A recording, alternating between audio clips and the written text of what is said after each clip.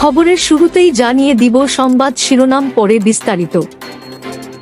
ইসরায়েলের হামলায় হুথি প্রধানমন্ত্রী রাহাবি নিহত।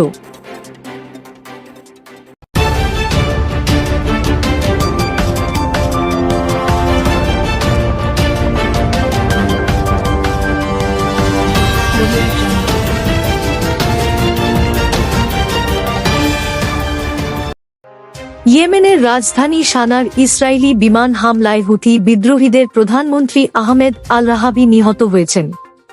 শুক্রবার এমন খবর প্রকাশ করেছে ইয়েমেনের বিভিন্ন সংবাদ মাধ্যম। হামলায় তার কয়েকজন সহযোগীও নিহত হয়েছেন। খবর টাইমস অফ ইসরায়েলের।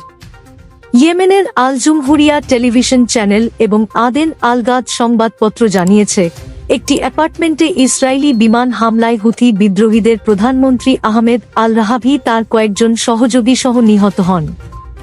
রাহাবি 1 বছর ধরে হুথি বিদ্রোহীদের প্রধানমন্ত্রী পদে ছিলেন, তবে আন্তর্জাতিক স্বীকৃতি পাননি।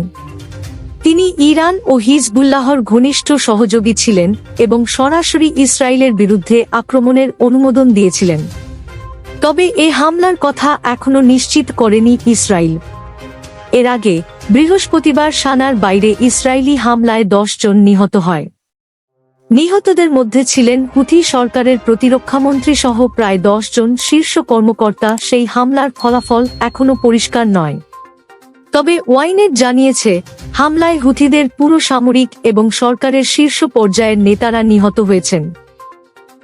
ইসরায়েলের প্রতিরক্ষামন্ত্রী ইসরায়েল কাৎজ, প্রধানমন্ত্রী বেনিয়ামিন নেতানিয়াহু এবং ইসরায়েলি সামরিক বাহিনীর প্রধান জেনারেল ইয়াল জামিরের সাথে এই হামলার অনুমোদন দিয়েছেন।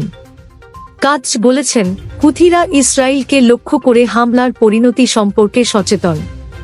তিনি বলেন, যে কেউ ইসরায়েলের বিরুদ্ধে হাত তুলবে, তার হাত কেটে ফেলা হবে।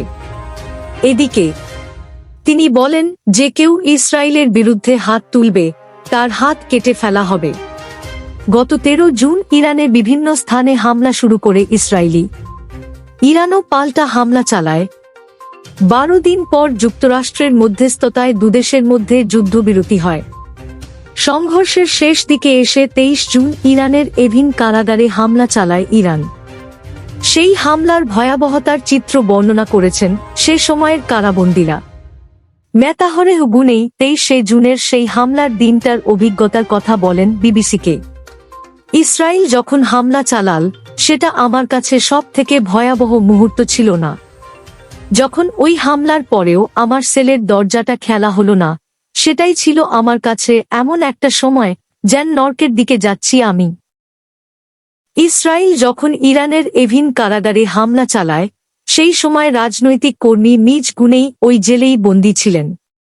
তাকে সেই সময় একটা কক্ষে বন্ধ করে রাখা হয়েছিল। পরে কিছুদিনের জন্য তাকে মুক্তি দেওয়া হয়েছে। পরবর্তী ভিডিও পেতে আমাদের ইউটিউব চ্যানেলটি সাবস্ক্রাইব করে সাথে থাকুন।